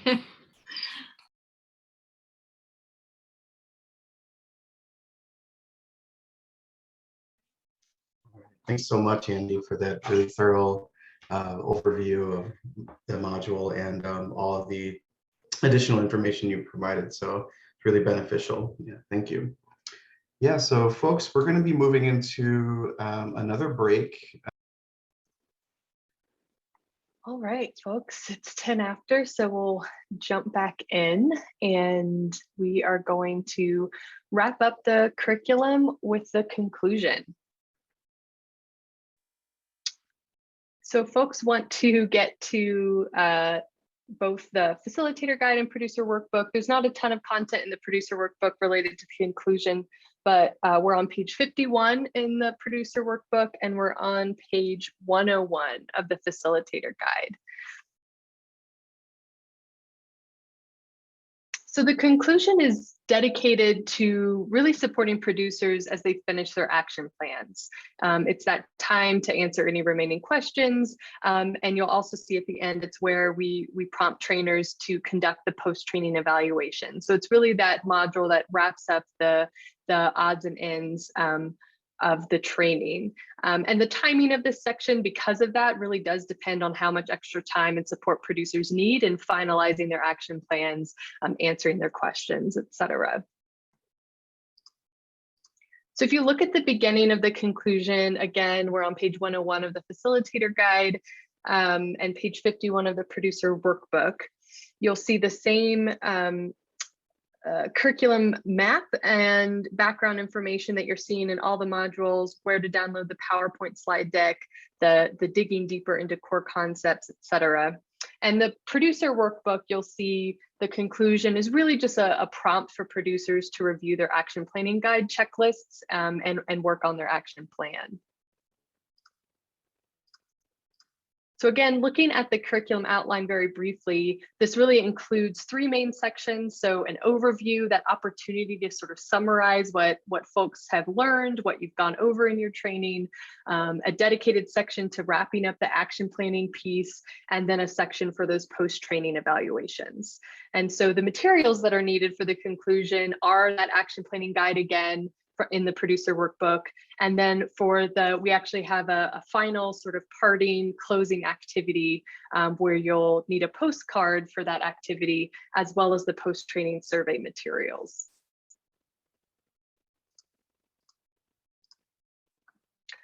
All right, so let's turn just the page to 102 in the facilitator guide. We're looking at the learning objectives for the conclusion.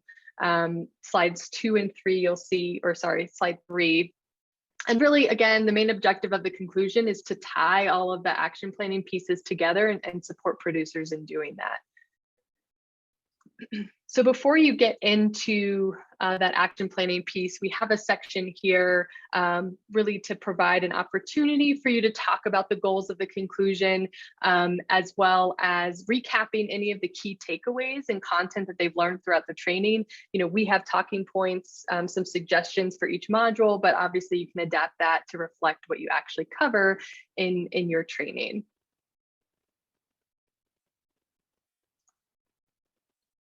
All right, so getting into the action planning piece, we're looking at slide 6, page 103 of the facilitator guide. And then we'll move right into slides 7 and 8 here that you see on the screen. And both of those provide those facilitator prompts, those instructions for sort of the estimated time to provide for producers to look back over their action plan. So they're going to be maybe making some edits, asking questions. This might be a good opportunity for some small group sharing or whole group sharing to learn from each other, to sort of peer edit what their action plans look like. And so, you know, again, depending on the size of the group that you're working with, how much time and what level of support producers need will dictate the time that's spent here.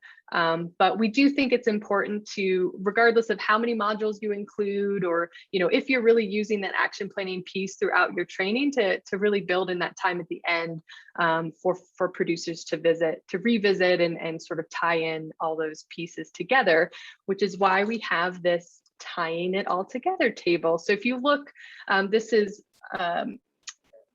sort of talked about on slide 9 on page 103 of the facilitator guide, but the actual table is on page 61 of the producer workbook, right? So it's that last page of the school business action planning guide that I pointed out yesterday. So again, as you've seen throughout yesterday and today, there is that time at the end of each module to review the end of module check-in questions and fill in the action plan table for each module as you go through the content and as producers are following along in their workbook. And so this table at the end, this tying it all together table, really attempts to pull all of those pieces together into one place. So it's easy for producers to walk away with and refer back to. So you'll see it includes a column for producers to identify which market channel that they're most interested in pursuing or expanding into following this training. So selling directly to schools, selling to a food hub, selling to a distributor, et cetera. And choosing one doesn't preclude the working with the others, but you may want to encourage producers to focus on just one of those channels for the purposes of this process and this training, at least to get started. And then you'll see that next column includes the values pitch. So what you've already supported producers in thinking about during this training, right? What makes their product different or unique? Why should schools purchase from you? And of course, that might vary. The pitch might vary depending on which market channel that they're choosing. And then the following columns after that really ask producers to identify those key resources, next steps, key products and partners that are needed to move forward with school sales via whatever market channel they're really interested in pursuing. And again, ideally, these resources have already been identified in their action plan table to some extent. And if there are still missing gaps and producers are having trouble identifying their market, the product that they intend to sell, or any of those immediate next steps, then this is a great opportunity as trainers to encourage them to revisit and review relevant content areas from the training, or directly support them in helping them identify important additional context in their state or region that can support them with these decisions. And so I'm not going to go into a lot of detail about this table, mainly because we do have a deeper dive into how to support trainers in using action planning. I mentioned it yesterday, but it's a recorded training where we go through an example in the action plan table and the tying it all together table in detail. And we hear from 2 farms as well. So we hear from Fiery Ginger Farm in California and Rolling Branch Farms in Georgia about how they use informal and formal goal setting like this, action planning like this to sell to schools. So that video again can be found on our website. And I think we have the direct link to the YouTube video as well that can be shared. So highly recommend going back and reviewing that additional resource, that additional video to see what walking through and filling out an action plan table and this tying it all together table looks like.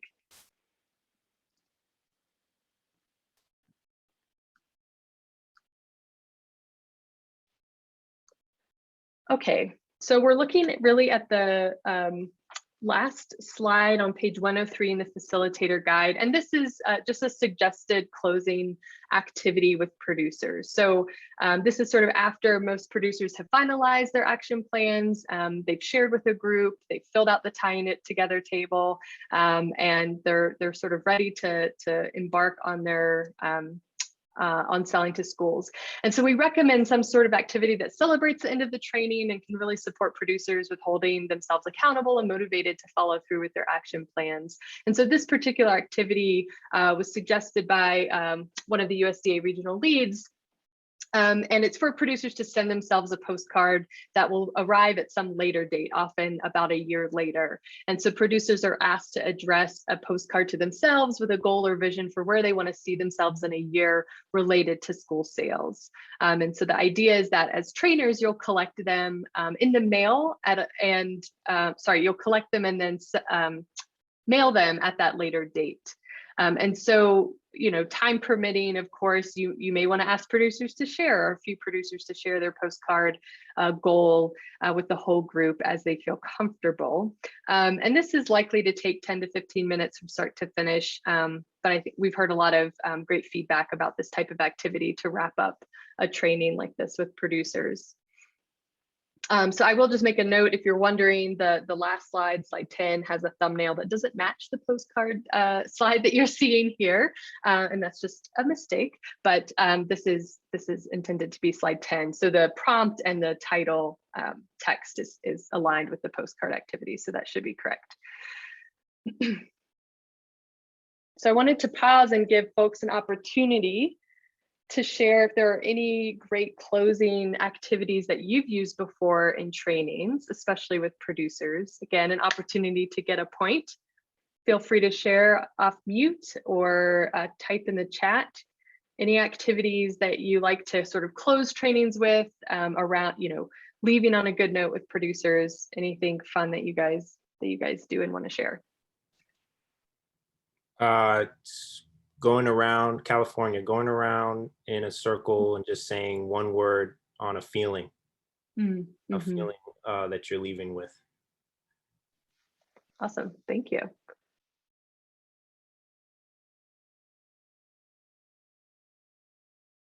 Point for California. Any others? Any other ideas that folks want to share? I put it in the chat. This is Carmen from California. But name one fun thing you learned. Oh, fun. I see. Great. Thanks for sharing. And I see from Nicole in Hawaii, the one-word poem. Yep. Awesome. Great. Yeah, so this activity is a little bit more involved, but an option for staying connected with producers. I see in Texas, been using Padlets where they get to list new things learned and what they will do with it. Awesome. Yeah, that's great too, because then they can always refer back to it.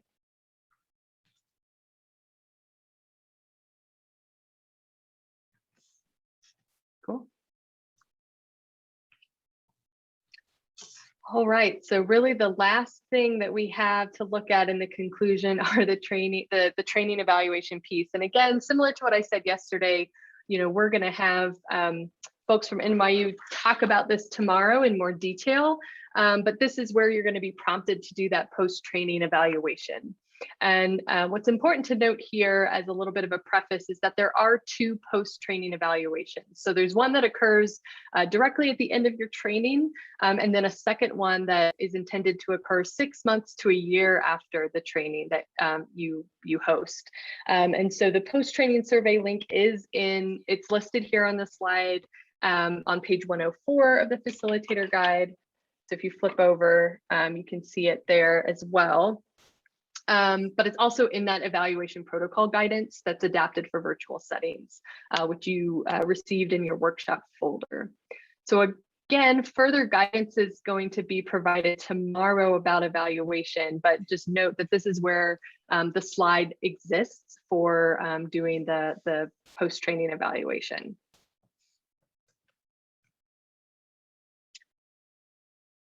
So I will just pause now. That is a wrap on the curriculum. We hope that the last 2 days have really given you that sense of what's in the curriculum content, and show you that we have these resources here to make you feel as prepared as you can to begin adapting the content for your producer audiences. So we have one more breakout today, but before we shift into our last breakout, are there any questions? Are there any questions about the curriculum?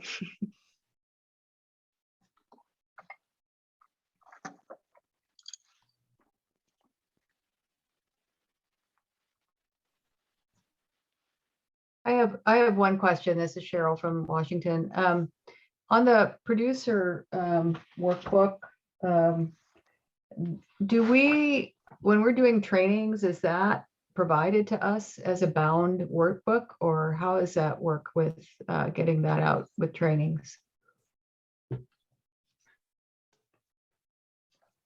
Yeah, that's a great question. So we are not providing these, but we do recommend that that's something that's built into the budget for when you're producing these trainings. These are available, you know, on the website, and we've tried to break up the producer workbook as much as possible so that you do have that the worksheet sort of accessible, and maybe that's what you target to print, or the school business action planning guide is available as a separate document to print as well. But as far as the full workbook, bound workbook, we are not able to provide those, but yeah, that's sort of great. our workaround. Thank you. Any other questions? This is Amy in Oregon. And I have a question about the school or the business action plan. I was just wondering if there are additional resources or directions for producers who may want to sell through an intermediary like a food hub or an aggregator, as well as just some tips for working with distributors or national wholesale distributors. I see the examples in there, such as FSA. It occurred to me that, you know, a lot of the content of the training is really focused on helping producers understand the school marketplace and what they need to do to sell directly to schools, but we didn't really go through a lot of those scenarios where producers you know, might need to or might want to work with aggregators, for example. And there were some comments about you know, some of those consistency issues, or you know, different sizes of products, and you know, not having that at the school level. And obviously aggregators can really help help schools achieve that. So I was just curious if there were you know, so for example, during a training, if I had producers say, you know, they want to maybe go the intermediary route, I was just curious if there were further resources for that, or what kind of conversations you all had about some of those slides that, you know, touched on those topics really briefly, but didn't go into a lot of detail.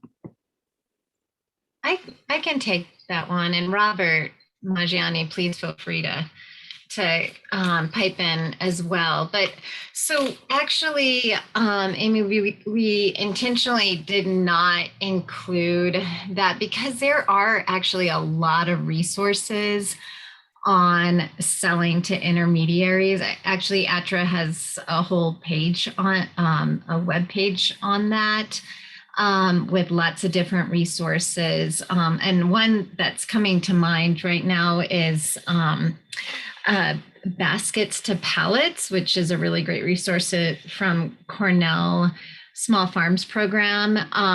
And we have a selling to intermediate markets like food hubs and such. We actually have a whole tutorial on the ATRA website for folks that are more interested in providing that level of training. And those are included in the Digging Deeper section of Module 2. Robert, do you have anything to add about that?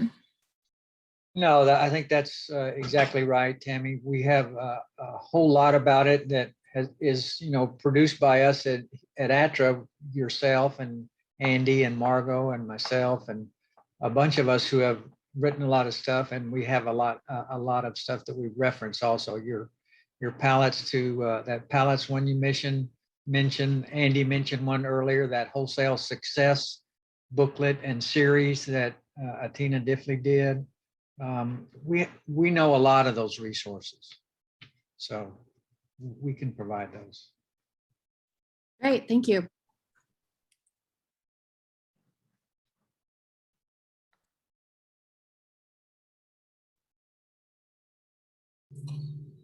Thanks for putting the tutorial link in there, Marga. I was just trying to look for it. Thanks.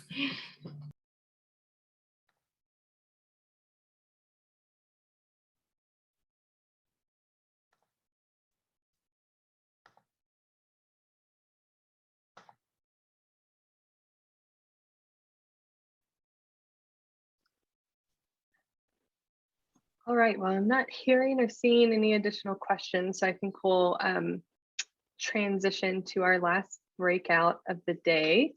So we are going to spend, I believe we have 25 minutes in the breakout groups for the last part of today, really focusing on continuing to work through the Jamboard and focusing on the piece of, where can sort of thinking about where you might want to plug in this training. What are some existing producer trainings or events where this content could be added, or what are those new opportunities in your state for producer trainings?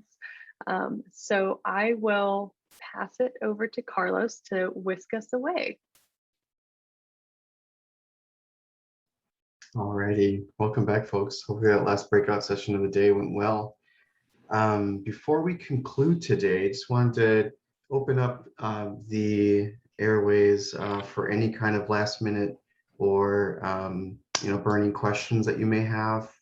The presenters from today are still on the line, so feel free to ask any questions for them right now, or ask any questions about anything that's been covered in this week so far. So I'm just going to take a quick moment to let you all utilize the chat or come off mute.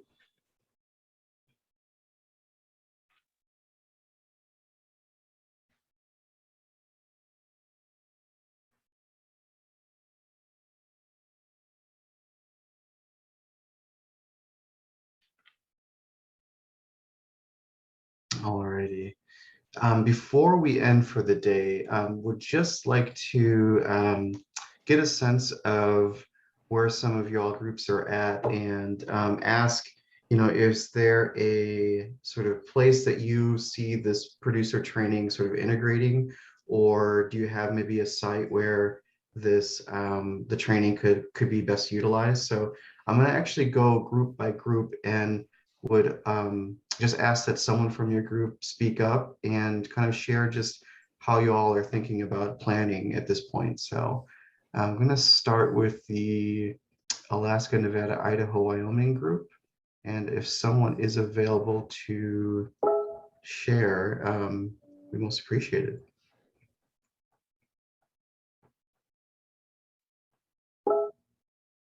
This is Kelly from Nevada. So I work for the Nevada State Department of Agriculture, and in the grant for our Farm to School grant, we have it set up that we'll be doing a producer training next summer. I believe it's going to be September of next year. So this has been really helpful for me because I just started the job. So this is a lot of good information that I didn't know about. So I think timeline wise, I've already started kind of reaching out to some producers that people at the Department of Ag have, sent me notification for. So hopefully I'll hear back from them and I'll be able to reach out to some more by December, I'm hoping, and then we can plan for the producer training later in the year. Great, thank you so much, Kelly. Yeah. All right, next group, California. Hi everyone, it's Youssef from the California group. We had a lot of great ideas around opportunities for these producer trainings. We already have a great California Farm to School conference annually that this would slot into very well. There's the California Farm to School, California Small Farms Conference. This would also fit in very well with. We had a lot of great ideas around going to kind of existing organizations that are in communities statewide. So RCDs, Farm Bureau chapters, university extension in various counties, and seeing if there's an opportunity to do some sort of regional type of event. And one other really good idea that I appreciated was, can we make it into more of like an online course where folks can kind of do gradually over time, and maybe working with cooperative extension on something like that. So those are a couple of our ideas around where these producer trainings would fit well for California. Sounds great. Thanks so much, Yusuf. All right, next group, Oregon.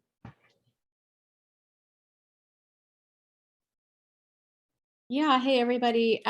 This is Amy in Oregon, and we talked about, well, we brainstormed, I think maybe like 9 or 10 different organizations or resources or ongoing conferences and trainings in Oregon that we feel like would be a good fit for some of the modules that that you all have prepared. And we have a lot of incubator or accelerator type of programs for small and emerging producers. And in particular, I think modules 1 and 2, would be really helpful to share with some of those organizations, because I think, a lot of these groups have had questions about farm to school or about school markets specifically.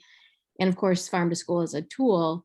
And so just thinking about how we can help demystify the process and help them understand where those opportunities are to get started if they're interested in working with schools. And then we talked a little bit more about, we don't have specific plans just yet to do trainings, but I imagine that we will. And we talked about doing those kind of in 2 ways. One, almost by looking at a specific sector of the industry. So maybe doing a training specifically for diversified fruit and vegetable growers and talking about, resources and, information that would help them scale into markets, school markets specifically. And then we also have regional hubs in Oregon, regional farm to school hub. I think we have maybe almost 12 of them now. And those are virtual hubs or organizations that kind of serve as brokers between schools and producers. And so we talked a little bit about how to, is this something that we could see our regional hubs becoming trained on, using this toolkit, or somehow coordinating among some of our regional expertise, among Extension and others, to deliver some of this content as well. So all good conversations, and I think we're gearing up to be excited about digging into this deeper and using a lot of the information provided. Thank you so much, Amy. All right, Washington.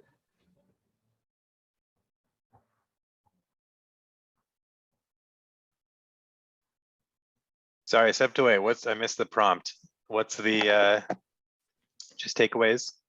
Yeah, we're just wanting to get a sense of how you all see planning going into the future in Washington State. So is there like an event that you see this sort of complementing nicely, or are there any sort of other spaces where you see this kind of training really being implemented well?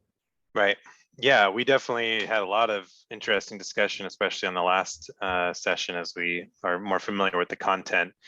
Just which producers and audience, trying to craft it around the audience really, and particularly the content, and maybe bits and pieces or different modules that might be more useful for some producers than others. But yeah, a lot of it depending on just different producer networks and ways to reach producers. One that we're targeting, I think, would be our TILF conference, which is the small farm conference, the main statewide small farm conference in Washington. That's a main place where farmers come together and do trainings and workshops. That happens once a year in November. So maybe not for this year, but a year after that, at least being a broad way to give as many producers as possible some exposure or an opportunity to go through a training like this. And then just other producer networks or training initiatives. There's a Pacific Northwest BIPOC Farmers Collective and network, and different just networks like that, whether they're grain producers or seafood. Similar to what Amy said, thinking about starting to channel it or streamline it a little bit based on the product. So diversified fruit and vegetable producers being, there's many of those in Washington, a lot that schools and farms are interested in working together on produce. But we have a new exciting grains initiative and project that might be able to develop grain products for schools, or legumes, meat, dairy, seafood. Those might be all different audiences to try to coalesce around offering through those networks and sectors some form of the training, depending on where those producers are at in their business. Great, thank you so much, Chris. All right, we'll love to hear from Hawaii.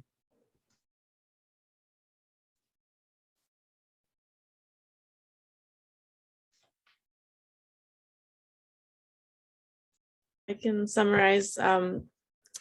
We are looking at some immediate next steps.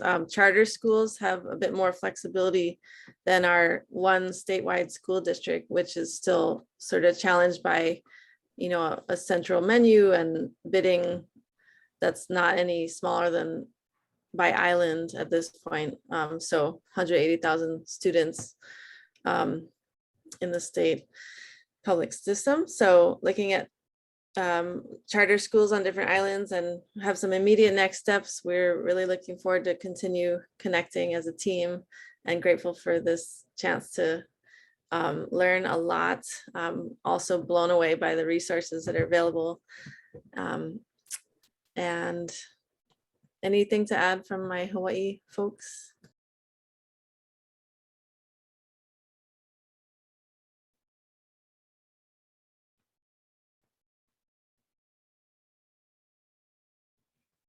Looks like you covered it.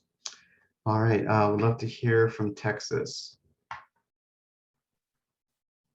This is Carla from Texas. We've identified a couple of events that happen on an annual basis. I think one of our big targets is our Texas Department of Agriculture Mega Conference, which is a big conference where we bring in all of our NSLP, SFSP, CACFP program operators and inviting our producers to that. There's a couple of other events that happen yearly as well. We've got some hunger summits that happen regionally. Texas International Produce Association, Texas Fruit Growers, maybe also collaborating with some of our chefs in schools from a different kind of perspective. I think a lot of these for us as of right now are kind of contingent on the ongoing pandemic. So looking to see if, you know, where we can physically do this stuff or maybe in another kind of virtual setting.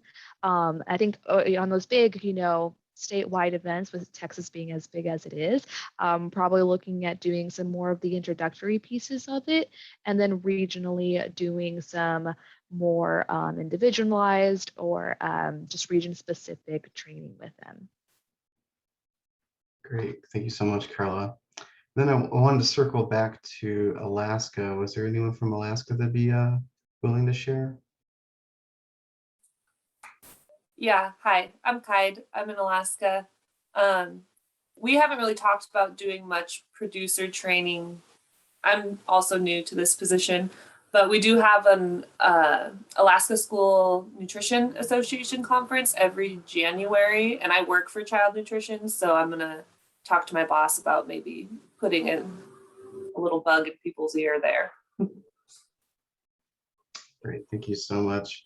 Yeah, it's great to hear just the ideas that you all are having right now and really kind of connect some of the similarities that you all are having, as well as just the unique understandings of your own states and regions. So it's really a treat to bear witness to all this. So yeah, so in conclusion for the day, tomorrow we'll have our virtual site visit with the Hawaii Institute of Pacific Agriculture, as well as just a continuation of some of the training support tools. So we'll be doing an overview of the evaluation component of the producer trainings, as well as just touching on how to approach planning and outreach. So that's what's on agenda for tomorrow. We hope to see you all back here. And yeah, thanks for another successful day, folks. Take care.